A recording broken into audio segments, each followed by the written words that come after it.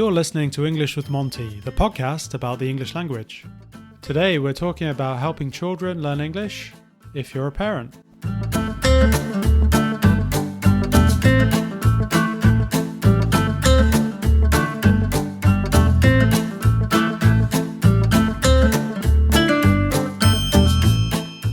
Hello there, welcome to English with Monty. We're on to episode 17 today, and I've got a very good friend of mine from my time when I lived in Bologna, my friend Dana, who's originally from Germany, but she's lived in Italy for so long now, maybe you would consider yourself more Italian. Is that right? Well, welcome to the show, first of all. Yeah, thank you. Hi, John.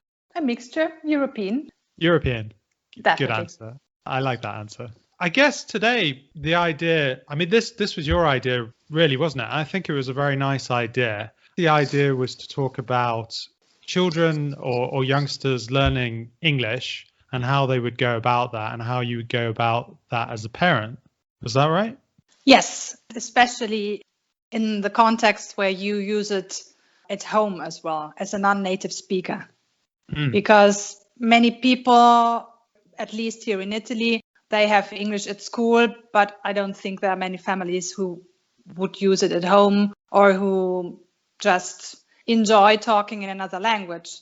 But for me, it's different because we decided bilingual upbringing since my daughter was born. And for me, it's natural to speak more than one language at home and anyway for so many years. So from the moment that she had to learn English, which is a language that I love a lot, it came quite natural to do the same at home with my daughter that I do with German. You just start talking in the language and use simple words first or indicate something like things on the table and you say how it's called, but speaking all the time in the language. Okay, sure. Your daughter, so Maria, is 8 years old. Is that right? Yes, that's right. She's native speaker, Italian native speaker. Mostly because you see, you say mother tongue. So her mother tongue would be German because I'm the mother. But I think for what I see, the context is the thing that has most impression on a child. So since we live in Italy and the first language is Italian, even though when her first year of her life, she was most of the time with me, and obviously I spoke German a lot. Okay, sure. At home, you would speak Italian between you because also your partner as well, he's Italian, isn't he? Yes. So when we are all together, we speak Italian.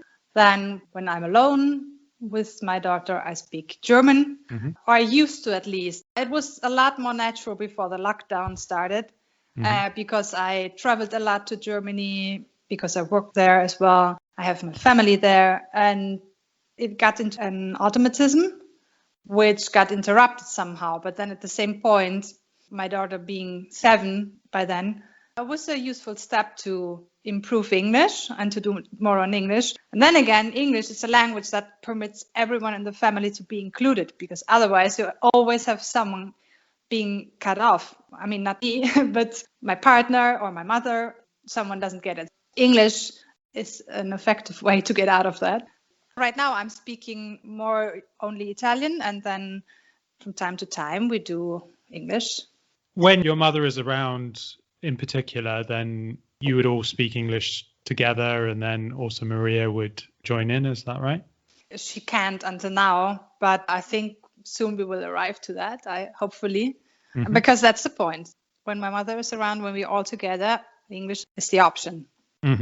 And I think this is probably true of a lot of families. I mean, obviously, it depends on where you live. Certainly, that's interesting because obviously you live in Italy and your daughter grew up in Italy or is growing up in Italy. Often when you have a couple and both people are not the same nationality or they're different nationalities, this is one of the reasons why it happens, doesn't it? Usually, I guess, English is the default language almost, isn't it? Yes, and we have many mixed families now. For instance, the Erasmus program kept on for more than 30 years, and couples that got together from different European countries have got children now, and it may be something round about 1 million children who have a mixed European background. It's minority, but it's a phenomenon that surely is natural when you think that we start sticking together more and more in Europe. You usually have the children becoming bilingual, but not the families. And to close that gap, I guess English is mostly the option. Yeah, sure. You were telling me briefly the other day about your experience with English. As a child, I seem to remember you saying you learned more of an American English, or you had an American teacher. Is that right? Yes. I didn't notice myself that I was taking on his accent until my mom told me. She was very interested as well. She tried to help me to learn English. We did a bit of the exercises together, and then I would read out, and she tried to talk to me because she enjoys it as well. It was her then one time that she said, "No, you cannot say fast, it's fast." And I didn't notice the change, obviously. That was in the third year that I learned English. It's unconscious, and it's very easy to catch up the way someone is talking. The more natural the person is who is talking, the easier it gets to catch up that kind of talking, even in an unconscious way. Mm-hmm. And having a native American speaker meant for me that it automatically got into the way that I was talking. And that was the first moment that she said, "No, you cannot say that. It's not fast." That was the first moment that I got conscious of how I sound. Sure. How old would you say you were at that point? The 8th grade, so 13. 13. Okay, yes. Maybe when you were becoming a teenager, you were a bit more conscious.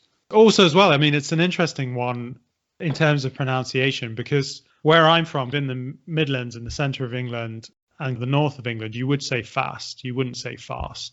Obviously, there's variations in the UK as well. The Queen, for example, would say fast. The idea of Thames estuary English is in the area of the Thames, where it's considered supposedly the purest form of English. I think to some extent that's a bit of an old-fashioned idea, I guess. Purists will still think about that idea, of course. Obviously, you have different words. I would say castle, and then you can say castle or bath and bath and things like that. But that's the thing. I mean, obviously, I'm an English native speaker. I'm from England, but I would still say fast, just as you do. To me, there's no right or wrong answer to this question. It's a lot about the perception and how someone is brought up. As you said, maybe that's something more of an old-fashioned way or something that we get over with the times. But I think in Germany, for instance, you always talk about the Oxford English. So if what you meant with Thames English or London English, maybe more, or like the Queen speaks in Germany, would be called the Oxford English. And so basically that's the reference. That's potentially the aim of people, to sound like that. Yeah, or at least it was like that. Yeah, sure. In my case, as soon as you have a native speaker, as I said, I think that counts more than anything else. So for me already it was different. And I never tried to cling to that idea because it would be a bit impossible. I mean, it doesn't make sense to me because, as I said with my daughter as well, the surrounding is the most important thing. The surrounding here is Italy, then Italian will be the first language, even if the mother tongue is German. And that's it. I cannot pretend to speak Oxford English with an American native speaker. Because you're always influenced by what's around you, aren't you? Yes. I mean, that's a good thing about it as well. That's the more human thing about it, right? You catch on what surrounds you. Very much so. And I think having a mixture is not a bad thing. And it's also nice to have a mixture of accents. I was thinking about the idea of when potentially you can get a fixed accent. The only time I've ever really experienced it in quite a strong way is when I went to Denmark maybe 10 or so years ago. And I remember going to a party there and I was speaking to these two women and basically we were just talking in general and I thought they were American. I was like, "Oh yeah, so where are you from in the States?" And they were like, "Oh no, we're not from the States, we're Danish." And I was like, "Oh really?" And they were like, "Yeah, we're both Danish. But you sound like an American." This is the only time I've really truly experienced this. And they were like, "Oh no, well, we probably have American accents because we grew up with American TV and we don't have dubbing. We just have subtitles at the bottom of the screen. So everything is in the original language. And by the sounds of it, from what they said, all of their influence when they were growing up was from American TV. That might have been in the 80s or something like that. But that's the only time I've really experienced foreigners sounding like a native speaker when they're obviously not a native speaker. Wow. And they never went there. I don't seem to remember asking them that question, but I don't think so. No, I think they just literally learned their American accent from watching TV. But it makes sense. I mean, I can connect to that. And then I was looking more into it and thinking about the idea of the kind of age group where that could happen. And they were saying that only really up to the age of 8 or 9 can you really have genuinely native accent if you're not a native speaker, so to speak. Say, for example, Maria wants to sound like the Queen, for example, silly example, but she wants to sound like Oxford English. Then because of her age, she only really has now to sound like that. Obviously, going forward, her accent will be good and probably quite neutral or sound a certain way. It will be very difficult for it to sound exactly like a native speaker. Yes. From now on, I will show her a lot of speeches by the Queen. That would be the idea. Maybe, and then she'd get really bored and be like, why should I learn English? So could be counterproductive. Your choice. That's what makes the choices more limited. Maybe it will not be the Queen then. Maybe Peppa Pig. That could be a good one, right? Because I would have to make the choice between Peppa Pig and Sesame Street. I remember you telling me you were a bit of a fan of Sesame Street. Definitely. You told me as well, Germans really love Sesame Street, right? A lot of Germans in your age group grew up with Sesame Street. Absolutely, yes. With a German version of it, obviously. Cookie Monster and Ernie and Bert, big heroes in Germany. I think it's similar as in the American version. You have big stars, like singers, for instance, singing along with the monsters on the show. Like a bit of cultural deal, even over the age of 5 or 6, you can connect to that because it's somehow connected to the cultural business. Like, as I said, singers or actors performing there. At least it was like that when I was little, and it's very much so in the US. You would have watched that, though, in German rather than in English. Is that right? When I was little, yes. Yeah. It was on TV, so you didn't have any choice. Mm. It was the German version, and that's how I started my ABC 1 to 3. Okay, sure. With Sesame Street, absolutely. I think something like Sesame Street is very useful, obviously, because it has music and it's a lot of fun. Anything like that with catchy rhythms and catchy tunes are always a good way of learning for children, which is probably an obvious thing to say, really. But just in case as a parent, you're not really sure out there what to do, I think music and rhymes, doing phrases that are like whole phrases within the music, I think is a very good way of children learning without them being necessarily too conscious about it. Often they're just having fun. That's it. And it works very well, I have to say, because now we started a bit of both. Well, that's the point. Peppa Pig as well as Sesame Street. And now lately it's more Sesame Street. Maybe a bit because of me, because of my memories. Always great to have childhood memories. Because of your obsession. Because of my obsession, yes. Because of my love for cookies. Yeah, you love the Cookie Monster. That's why your accent is very similar to the Cookie Monster. He's not even that good example because it's not even an accent. An American accent, it's just a thing of its own. It is really, isn't it? Yeah. It's my accent. He sounds exactly like you. In fact, I can't tell the difference. I think so. It works great. I'm really happy about that, to see how these songs, because you sing them along and then dancing, clapping along, whatever, and it works. So Maria, is she there? Would she like to sing a song for the listeners? You want to say hi? Hi! Do you want to sing a song? Yes. The Sesame Street song? Okay. Fine. A is for Abby. B is for bird. C is for Cookie Monster. D for dessert. Hum, yum, yum. A is for Elmo. F is for frog. When you're teaching, I mean, I guess you're not really teaching, are you? You're more just using the language. Is that right? Right. Yes. Like being at home. Because from school, Maria brings some homework. And the first 2 years, well, she started in first class. So when she was 6, and the first 2 years, it was really always the same stuff. The colors and the numbers from 1 to 10, and then all over again. Especially because then the teachers were switching as well, and not native speakers, a bit like that. But now she's a bit older and she has a more stable teacher right now, and things are getting a bit more complex. For instance, she's talking about furniture. So she has a vocabulary for furniture, and then we just make a game. And I say, oh, please go to the door or go to the window. And so it becomes a game, and even with movement. And this is really funny. She likes that. Go to the table, or then more complex. Please put a glass on the table. Mm-hmm. Now take the glass, put it in the fridge, and so on. Mm-hmm. It's like a game, yes. I try to use the vocabulary that she brings home from school and make games. Or when we're sitting at the table, at dinner, I say, pass me the salt, or things like that. So then I see immediately, does she understand me? And then sometimes she doesn't. But at the beginning, maybe she was a bit frustrated about it. But I got her used to it. If you don't get it, doesn't matter. We'll repeat it. And then I make really little translation. Usually I say, okay, so this was too much. And then next time I do something easier, you know? These are like games.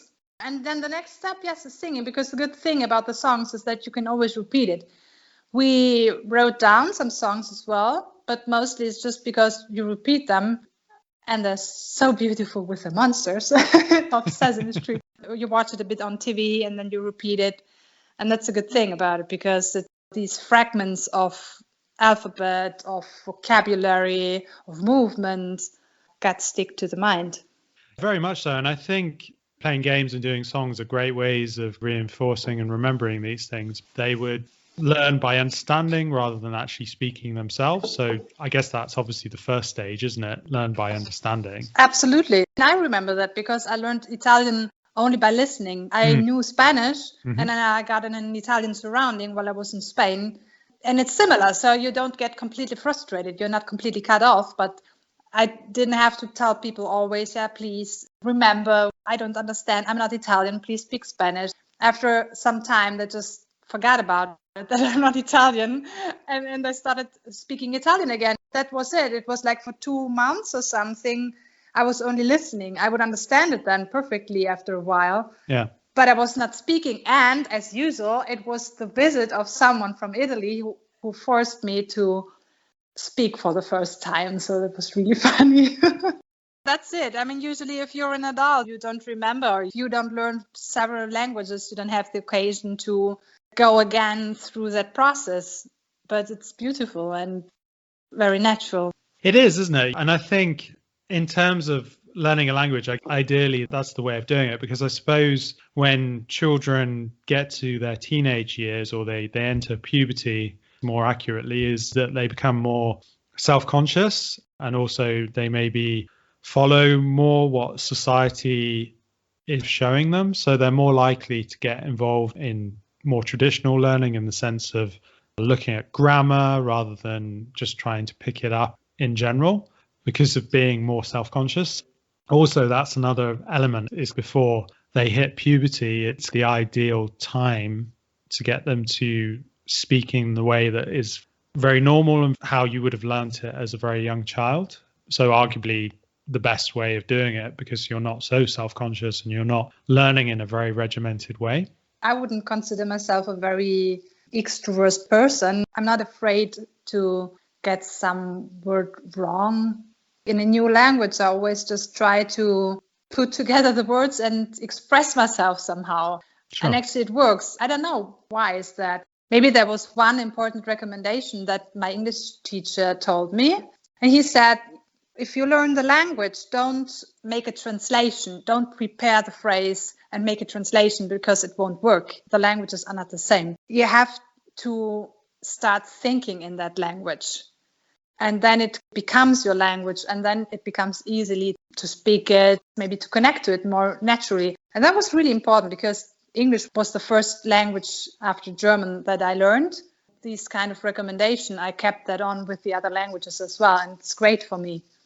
That's ideally how you should approach languages, isn't it? I learned Italian when I started when I was about 25, I guess.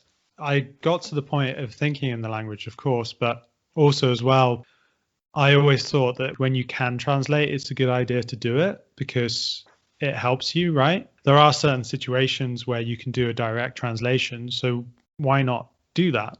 Which is possibly a different way of looking at it, not necessarily being, oh yes, you just must only think in that language, but being a little bit flexible. That's how I felt about it anyway. And that's the thing, it's different for everybody. And also when you learn it from a young age and you get good language skills at a young age, I think it's much, much easier to think in the language because it's normal to do that. Or to switch language, yes. You're used to having more than one language in your head. So somehow having it as part of your own. At Monty, we offer English classes online, so you can join wherever you are. We offer individual lessons or English exam preparation. For first-timers in a group class, it's only £2. Visit our website at montyenglish.co.uk to buy this ticket or book any other package now. Do you do any performance checks? That sounds a bit too official. To say to Maria, oh yeah, can you count up to 50? Or something like that? Do you give her small goals? That comes along with the homework because she has English at school. Mm-hmm. But the only thing is, I think if you have a language only at school and you just do your vocabulary and that's it, it doesn't become easily stuck in your mind or it doesn't become part of you. That's why I do these other games and because I enjoy it and because it's fun for her as well, as I said, with the music and everything. But it comes along with the homework usually because she has it at school. She brings home the homework and maybe that is exactly counting to 50 or whatever. Now we are already to the 100, I think, or 1,000 nearly. Wow. Like Counting to 1,000 must take long. Yes. Are you bored this afternoon? You know what? Just count to 1,000 in English. And next, we're going to count to 1,000,000. Right. What? You're finished? Keep on. You see, for instance, now she has to do some sports exercises as well. And you have to count always, you have to hold a position and count to 10. We go, okay, so the first time we count to 10 and in Italian. Now, next time let's do English, or German or Spanish. Because Spanish as well. Until 10, yes, she knows already to 10, yes. That's impressive. It always comes just living and then the game comes along out of the situation, no? That's it. I think any time they're having fun is a good moment. I think that really helps. If they've got in mind at least 2 languages in their head, I don't know, even if Maria doesn't learn Spanish really well when she's younger, the fact that she'll have English, Italian and German will mean that it's very easy for her to learn Spanish in the future, I think, especially because there's similarities with Italian. It always gets easier. Every new language, as far as I'm concerned, every new language becomes easier because you have the idea of a grammar grid and just adopt it from one language to another, or the roots are similar. European languages, more or less, well, I mean, not everyone, but they have huge roots like the German or the Latin roots. So if they're from the same language group, it makes it a lot easier, doesn't it? Yes, that's it. Yeah. I wanted to ask you how you in the UK look on the accents of a native speaker. Are there situations? How do you look on it? How do you look or how do you use American TV and what do you think about it when it comes to education? Because when it comes to education, you always want to have the best or something you can connect to. Yeah, you want something that is part of you or that you can connect to. How do you use the American TV in the UK? I don't know whether this would be true or not, but I would argue that we probably have, certainly when you're children, less of American TV in some ways. But we obviously wouldn't change the way it sounds. It would be in American English because there's no real difference. But I would argue that perhaps when I was growing up, there was maybe a quarter or a third of programs would have been American English, and then the majority would have been British English. Do you remember Sesame Street? When Sesame Street came to the UK. I was probably a bit too old for it. I'm showing my age now. Such a shame. I know it is a shame, isn't it? But I think certainly younger kids may have been more influenced by Sesame Street than I was. I remember seeing things like Disney's DuckTales. We would have Disney, of course. Things like Thundercats, which was an American show, I think. For the most part, we would have British TV, I guess. We have quite a lot of it. I suppose culturally, it's quite normal to have that. I don't really know whether there's a conscious effort for people to create that because of language. I think possibly it's more about culture than language because of children being able to relate to it much more. I always seem to remember it was only really cartoons we had in American English. More educational things, for the most part, would have been British English. It was more about not necessarily the way you pronounce things entirely. I think it was a cultural element to kind of reflect on kids or say to children, this is our culture and this is how we do things. Of course, we are exposed to American English quite a lot.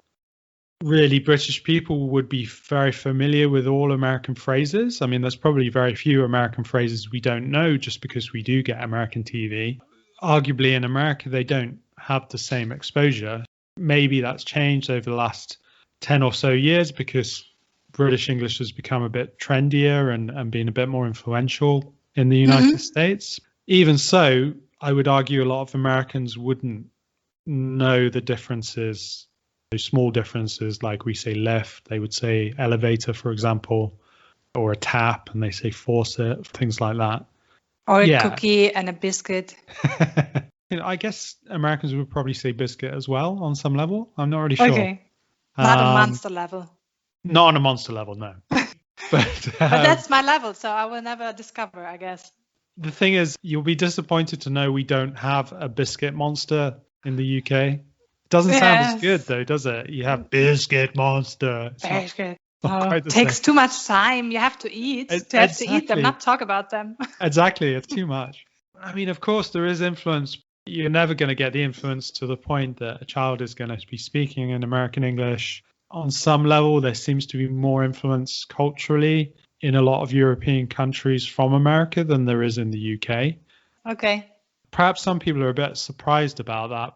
In a lot of ways, American culture seems to filter much more into European life than it does in the UK.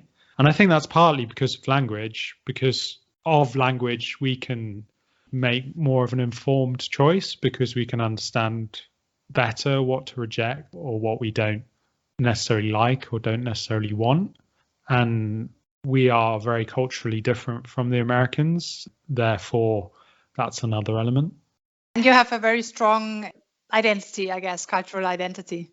It's about the market as well, the media market, isn't it? Because the US is producing far more, maybe, and then it just gets to the European market.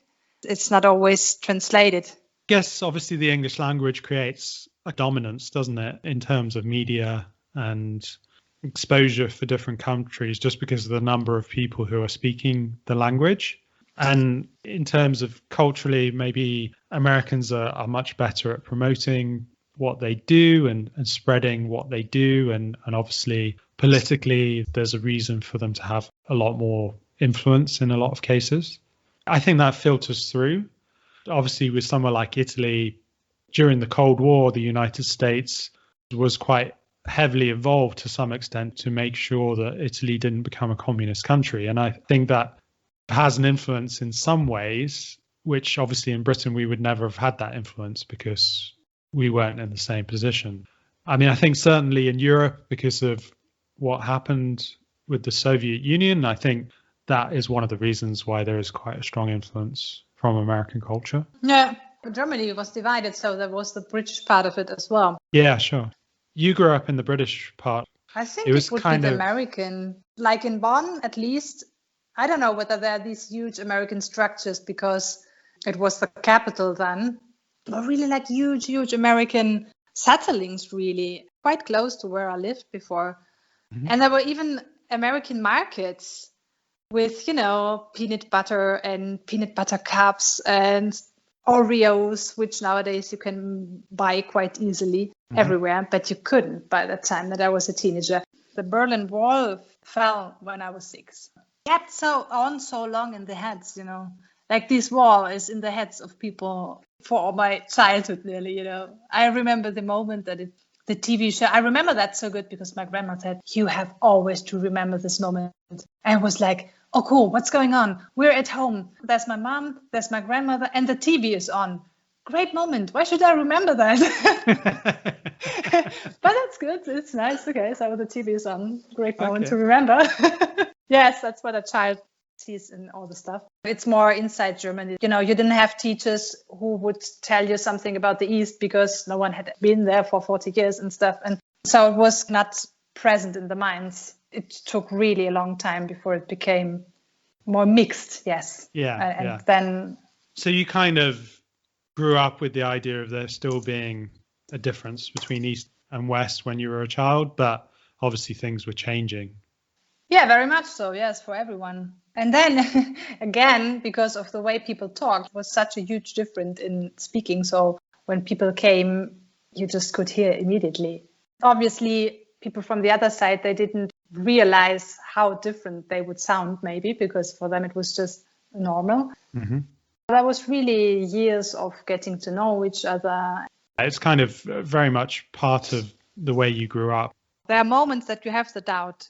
So how shall I pronounce something? Someone's asking. My daughter maybe asks me, so how is that pronounced? Then you have to give an answer. Mm-hmm.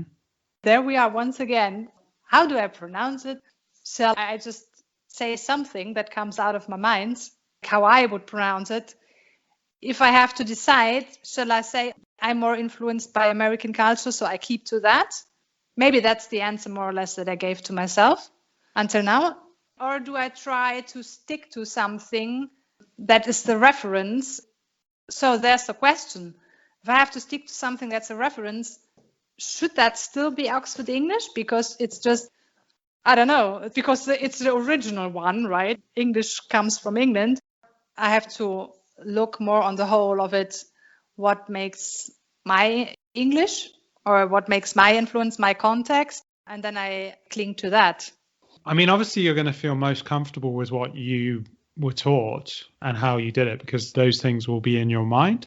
It might be worth saying to Maria that that's, and you probably already have done this, but that's my background. I learned more of an American English. The first things that will come to my mind are these things. What might be a good exercise is using something like word reference or even Google Translate and things like that, where you can see the pronunciation and you can obviously listen to it together. And that can be a good thing to do. In a way, it's not only Maria learning certain pronunciations, but it's also you refreshing yourself as well, or getting an idea of how it can be different. Maybe it's a good idea for her to choose in some way what she prefers. Whether she would actively do that, I don't know. It's worth trying. And as long as she knows your background and how you've been taught and the fact that you do have an American influence, as long as she knows that and knows there is a difference, in a way, it's fine for her to choose what she would like to do, because there's no correct answer, right? I mean, I guess it's better to be consistent. It's better to not mix languages or have a mix of British English and American English. Just be conscious of the small differences and the small ideas of accents. I mean, I often find that when people are learning English, they find American English easier because they have had the influence when they've grown up. So therefore, it's more natural for them.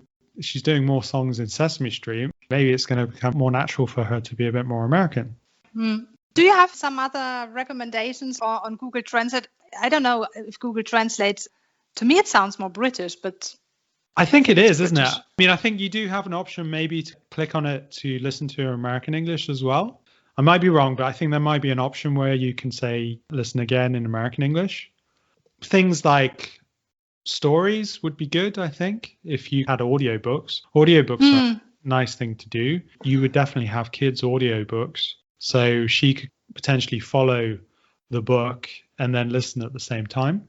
Yeah. And that can be a good way as well of seeing the differences between the accents because obviously if you have a British author, then it's obviously read in British English.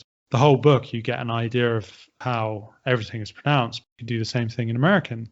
And I don't think that's going to cause any problems. I think if anything, it will just give her a way of thinking about it and thinking, okay, well, there is some difference. What do I like about these differences? Do I want to adopt one rather than the other or not? You don't have to obviously adopt one or the other. You're not always conscious about it as a non-native speaker, though. Then again, you would have to choose, okay, I have Google Translate, and so how does that sound? Or sometimes it even happens that there are really differences. And I'm trying to find a YouTube video where they talk about a certain word that you are not sure of how to pronounce it. For a non-native speaker, it's sometimes difficult, and you cannot always think about it. I like your recommendation that you say you just choose your way, and maybe you go along with that as well. You can show the differences. Usually at the stage that I'm right now, educating a child, as I said, doing more games and things, it's more important to have a short answer to the questions. That's the pronunciation and that's it. And as a non-native speaker, that's tough sometimes because you don't pronounce it properly, maybe. Then something like the existence of Google Translate, for instance, whatever that accent is now, at least it's something proper. That's it, though you can play it back, right? I think word reference is probably better for this. I think word reference gives you different accents. I think you can either listen to it in Irish English or Australian English. Cool. I'm pretty sure you can do that. Check it out first. So that can be quite interesting. Because it also as well, I think it's just making that relationship and that connection, isn't it? Because you could say to Maria, okay, yeah, your friends in Bologna speak this way. Paco's accent being from the Naples area, does he have a distinctive accent now or not? No, not so much. It gives you an idea, though, of just differences in pronunciation, doesn't it? A way of explaining it in the sense that her family in Naples would have a different accent and things like that. Yes, in Italy, you have so many dialects and accents, so you get used to the concept of it. Absolutely, yes. Sure. Definitely, online resources really do help, and I think that's nice to do. It helped to do a bit of repetition yourself as well, I think, just to get an idea of what the differences are. I mean, I think you're obviously pretty good at that, and you'd be able to hear the differences, but a lot of people who are non-native speakers often can't really tell the difference. We did a podcast the other day in a video where we were using things. His native accent is Australian. Australians can sometimes, or quite often, their accent is not particularly strong. Therefore, it doesn't sound hugely different from British English. Okay. But sometimes it can be quite strong and it can be quite different. So there are subtle elements that are different and different phrases and different words that can be different too. It is interesting just to have that different exposure, and having that different exposure would help in understanding and differentiating and copying any kind of pronunciation, I think. Mm-hmm. I will try word reference. I didn't know that it had the audio option. Don't take my word for it, but I'm pretty sure it does. Also, word reference is evolving all the time. They tend to add more and more things. Cool. I will check this out. Yes, definitely. It's been a real pleasure having you on the show, Dana. It's been really cool. And hopefully the listeners will have taken some ideas away from that. I'm sure they will have done, because I think we spoke about a few different things. Hopefully that will definitely help you with teaching one of your children to become more like a native speaker, or just to speak English better. As long as they're having fun, that's the main thing, really. Yes. Thank you so much, John. Thanks for joining me, and enjoy your cookies. Definitely. Don't eat them too quickly. With the tea, because we have to with mix a small tea. With a small tea at 5 o'clock. I have to resist until 5 o'clock. Exactly. It's going to be a long time. Thanks for joining us anyway. And you've been listening to English with Monty. If you enjoyed this podcast, then please leave me a donation online via our website. Monty is a small independent company, and I do all the editing myself. I would suggest £2.50 to buy me a coffee, or £5 for a beer. montyenglish.co.uk. Then just click on the podcast button at the top. You can donate here. Thank you. I appreciate it.